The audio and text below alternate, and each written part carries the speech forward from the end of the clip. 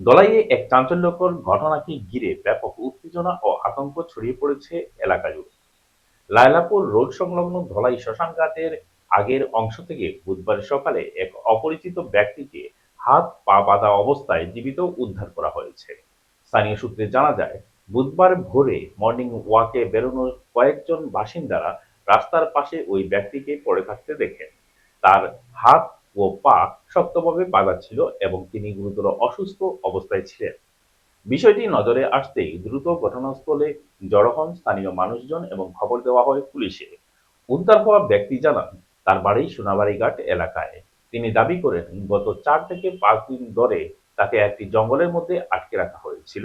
তবে কি কারণে এবং কারা তাকে সেখানে নিয়ে গিয়েছিল সে বিষয়ে তিনি আপাতত বিস্তারিত কিছু জানাতে পারেননি। খবর পেয়ে ধলাই পুলিশ দ্রুত ঘটনাস্থলে পৌঁছে ওই ব্যক্তিকে উদ্ধার করে থানায় নিয়ে যায়। এ সময় স্থানীয় বাসিন্দারা পুলিশের কাজে সম্পূর্ণ সহযোগিতা করেন। পুলিশ জানিয়েছে, ঘটনার তদন্ত শুরু হয়েছে।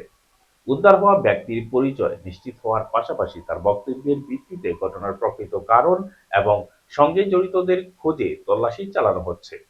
প্রাথমিকভাবে এটি অপহরণ নাকি অন্য কোনো অপরাধমূলক ঘটনার সঙ্গে যুক্ত তা খতিয়ে দেখা হচ্ছে। এই ঘটনাকে কেন্দ্র করে ধলাই ও আশপাশ এলাকায় চরম আতঙ্কের পরিবেশ তৈরি হয়েছে। পুলিশ তদন্তের দিকেই এখন তাকিয়ে রয়েছে গোটা এলাকা। কেন কেতা হয়েছে দাদা? আমরা সকালবেলা ইনফরমেশন পাইছি আমরা যে আরজানপুর রাস্তার এখানে একটা অজ্ঞাত মানুষের এখানে হাত পাও বান্ধ দিয়ে ফালানি হয়েছে, চোখ মুখ বান্ধা ছিল, যেটা আমরা সবাই আইয়া সচক্ষে দেখলাম।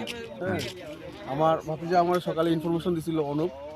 তো আমরা পুলিশ ধনুরঞ্জন দাস স্যারকে আমরা ফোন করলাম, তো আইসিউ টাইম হওয়ার পরে তাই উদ্ধার করে নিয়েছি। আমার বাবুলদা আছে, আমার পিসা আসুন বা আমরা জনসাধারণ যারা আছি সবাই তারা দেখছে মানুষটা। তার কথায় বোঝা গেল যে হ্যাঁ সোনাবাড়ি ঘাটের মানুষ। 4-5 জন মানুষ গত 2-3 দিন আগে তারে বান্ধিয়ে হাত পা বান্ধিয়ে নিছিল, যেটা সেকেন্ড স্যারের সামনে কইলো আর কি, যেটা আমরা শুনতাম বললাম। হ্যাঁ। তো যাক, মানুষটা এখন জীবিত আছে। হ্যাঁ, বাকি তদন্তে প্রকাশ পাইব তারা কোন কীভাবে তারা কিবা কিতা হইল।